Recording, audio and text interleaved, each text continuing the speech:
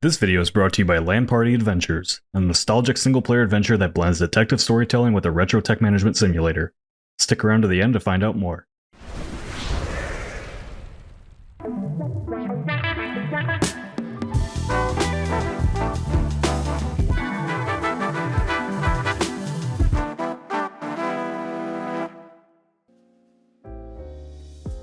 Borderlands 4 has come out of the gate swinging this week.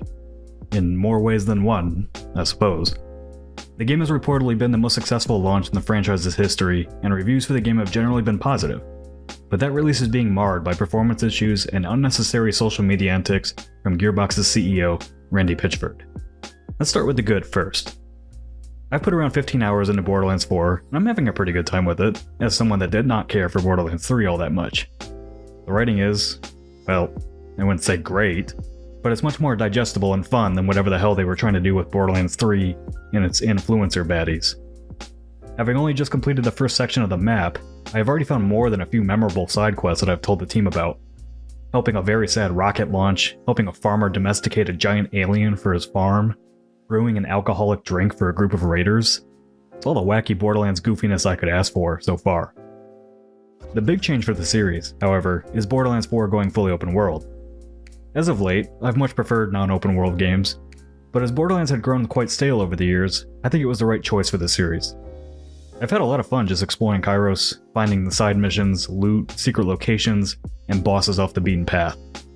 Coupled with more movement abilities like being able to use a glider or grappling hook for certain areas, new dash moves to utilize during combat, and spawning a vehicle wherever you want. I see making the move to go open world as a benefit, rather than a detriment for the franchise. Borderlands 4 isn't reinventing the FPS genre or anything, but I can't lie that it feels good to have a very solid new entry in the series to play right now. But, unfortunately, the CEO of Gearbox, Randy Pitchford, hasn't exactly been just letting the game speak for itself, and is, once again, unnecessarily making himself the center of attention and ire. Want to reach me on Twitter? It's @DuvalMagic. Take your best shot. If you hate me, I don't know, you don't even know me, but go for it. Players across the board have been reporting numerous performance issues with the game on both PC and console. These are of course being addressed by Gearbox as quickly as they can, but Pitchford has taken a very defensive approach to responding to the criticisms on social media. That is, of course, not going over well with anyone, really.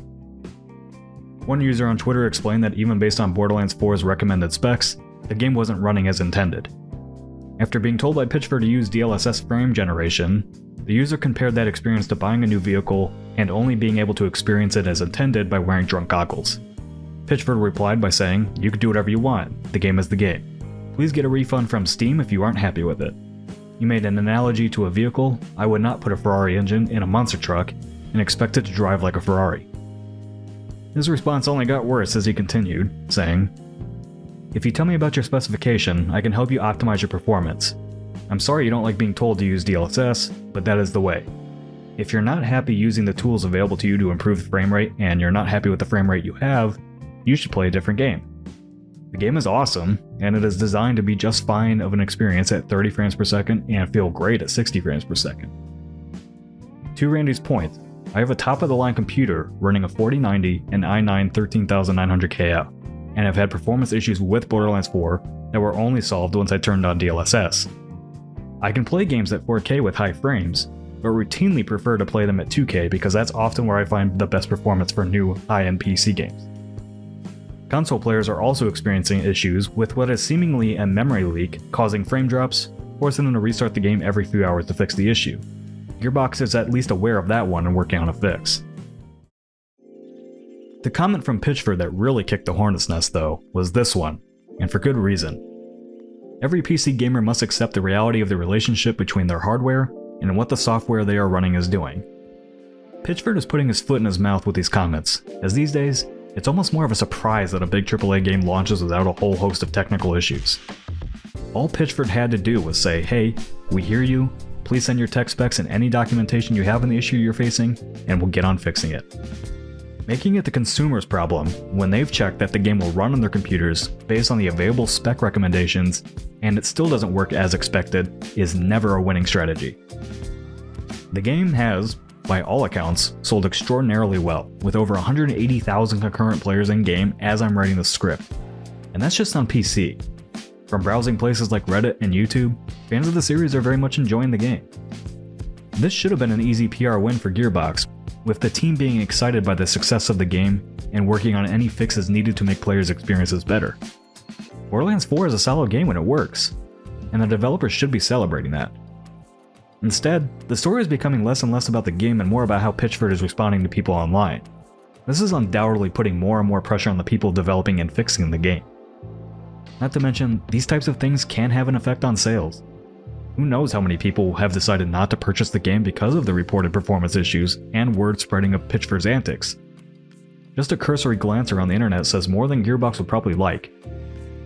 Despite people often claiming that social media exists in a bubble, this type of drama can and does spread far beyond Twitter, Reddit, YouTube, or wherever it originated. And look, as someone that has learned their lesson the hard way about getting involved in social media spats, what Pitchford is doing doesn't just make him look bad, it makes Borderlands and Gearbox as a whole look bad. In this current online environment, starting drama with anyone on social media is a dangerous path to take. Even more dangerous if you're in charge of a business with other people relying on your leadership to keep their jobs secure. Specifically, telling people to not buy or play your game is like reading a social media book for dummies and doing the exact thing it tells you not to do. As many others have already said, the best thing Pitchford could probably do right now is put the phone down, relay the issues that need to be addressed to his development team, and just let them get to work before the reputation of Borderlands 4 is tarnished even further. This video is brought to you by Land Party Adventures, a nostalgic single-player adventure that blends detective storytelling with a retro tech management simulator. Your buddy Pedro is AWOL, so you'll have to take point on setting up LAN parties at various spots around town. Connect VGA cables, install software, and manage download speeds, all while avoiding viruses. Because if you get one of those, you'll have to tell your parents, and you do not want to tell your parents what you've been searching for online. Hubba hubba. Don't add hubba hubba. Any other of those noises is fine. Plus, there's a sandbox mode where players can create and share their own LAN parties using over 100 customizable items, including vintage furniture, classic computers, posters, gaming consoles, and more. All this on top of solving puzzles while you and the gang uncover the mystery of your missing friend. If you're into cozy life sims, solving mysteries, and nostalgic 2000s vibes, this one's for you. Just remember, this was before incognito mode was invented, so clear them cookies, y'all. LAN Party Adventures hits Steam on September 18th, so head on over to the page now, give it a wish list, and hop into the demo to transport yourself back to the simpler times of this sound.